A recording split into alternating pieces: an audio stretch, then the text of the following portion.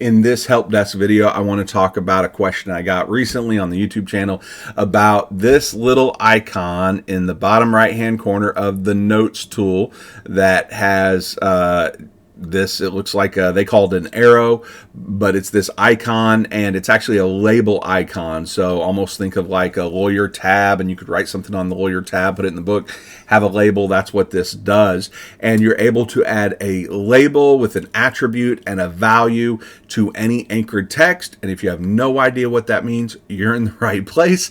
I'm gonna talk about what they are, how to use them, even a strategy for how you might want to think about using them. I've not added them into my workflow as far as saving things. It's another layer of complication.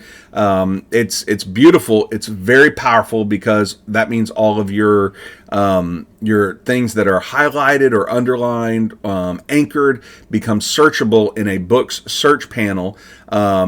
Based on really a label instead of like a keyword within the highlight. So it's like you could group highlights together based on a label. So very, very powerful. And if you're using labels, I want to know about it. So please send me an email. Go to preacherprep.com, go to the contact, find a way to contact me. Let me know how you're doing it, or just comment on this video. I'm sure people want to know how you use them because people love to learn how to use Logos if they're Logos users. So if you don't know what that is, let's just walk through it. It'll become apparent as I put something together. So I've got a notes tool here. I've got my favorites panel open. I'm going to come back to that in a minute, and that's where I'm going to put my saved searches for different labels. But what I want to do is I'm going to open up the Lexham Survey of Theology, if I can get my words out correctly, and I want to anchor a text. So I'm going to grab this text right here under angels and the doctrine of the works of God, creation, the spiritual world, angels. That's a mouthful. I'm going to come here. I'm going to add an anchor, selected text, and sure enough, now that is underlined because I've got that set up in the highlight style for this note. Now, when I want to add a label, so to add a label, you come to the bottom right-hand corner where it says Add Label. I add label, and then it gives me this option to label name, attribute value, or attribute name and value. I'm going to start just at a broad level, so I will just name this Theology, like this, and I will click Done. And notice right here it adds the label, that it has this label Theology. And then when I right click on what I've got underlined, look at what's here. It has Theology as the label in the context menu, and I'm going to do a books search with that Theology label. And then notice what comes up. Logos automatically does the search for me, label.theology : asterisk. So let me make that bigger so you can see label.theology : asterisk.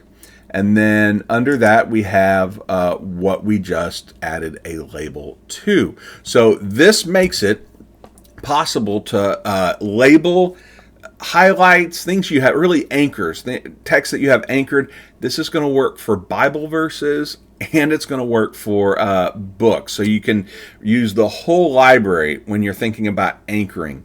But you don't just have to anchor it at a broad level. You can actually add labels to get even more creative. So I'm going to come down to this one on Satan. I'm going to grab that, and I'm going to create a new note first. And there we go. I'm going to add a label to this. I'm going to do the same thing. I'm going to add Theology. I'm going to click Done. So now let's go back to this search, and both of those are right there. But let's say I want to take it a step further. I want to add a label that's going to have, we'll say, what we can do is creation, spiritual world, and then Satan. Click on that, click Done. There we go. So now when I right click on that, we've got multiple options under that Theology. I toggled it so it's what's underneath. So now we have creation, spiritual world, Satan. Right there in the note we have that too. So I'm going to click on this, do a books search, And right there, we get that information specifically about Satan. We can also come here, and let's say I just want to do the one on the theology one. So I'm going to click books search again, and notice that both of them show up. And so if you're watching this and you're like, none of that makes sense, watch it again, because it is a little confusing, because you're able to add multiple labels with attributes and values, save them, and then be able to search them. Very powerful way to think about how you anchor text, and how you can basically how you can search, not through highlights, but how you can search through your anchored resources. And again, this is going to work in Bibles and the like resources that you have. Now, because this can be kind of confusing, and I am never going to remember this label on the top of my list, I actually want to save this to my favorites list. So I'm going to create and this is the strategy I want to show you. I'm going to create a new folder, and we're going to call this label searching. And then I want to, if I was doing this, I would want to add subfolders that have the type of searching, the type of label at a broad level that I want to do. So I'm going to go back here to this search where it's label theology. I'm going to star this one. So now it shows up when I start it right there. It now shows up here. I'm going to rename this to theology label. You could rename it to whatever you want. And I'm going to come here. I'm going to add a new folder. We're going to call this theology. I'm going to drag this up into theology right there. So now I have the theology label. So if I want to search that label of just theology, I'm going to click on that, and then it's going to bring up that search. I want to do the same thing with what we just did with Satan. So I'm going to do creation, spiritual world, Satan, and I'm going to click on, I'm going to run that search in my books right there. I'm going to favorite this one. I'm going to rename it as Satan. And then I'm going to do the same thing. I'm going to drag it, drop it right here. And we want to, there we go. And you could even make a subfolder for theology, and then like a subfolder for different kinds of searches. But what this is going to allow me to do is, because I'm going to forget, I know me, I'm going to forget the labels and the attributes and the values that I use. This is part of why I don't use it, is because it is so flexible to do the kind of searching you want. And so, but if I do want to add more of those labels, I'm going to have an easy list of what those labels are that I can actually go back and remember what the label was, what the attribute was, what the value was. So when I'm doing a study on a certain topic or theme or person, I can add that label in there, and then I can come back here and go to like the Satan one right there, and know that my label, the label name is creation, the attribute name is spiritual world, and then the value is Satan. So some strategies beyond just putting them in your favorites toolbar that you might use. This works really well with like the 10 Commandments, to have like commandments as the label, with Decalogue as the attribute name, and 1, 2, 3, 4, 5, 6, 7, 8, 9, 10 as the value.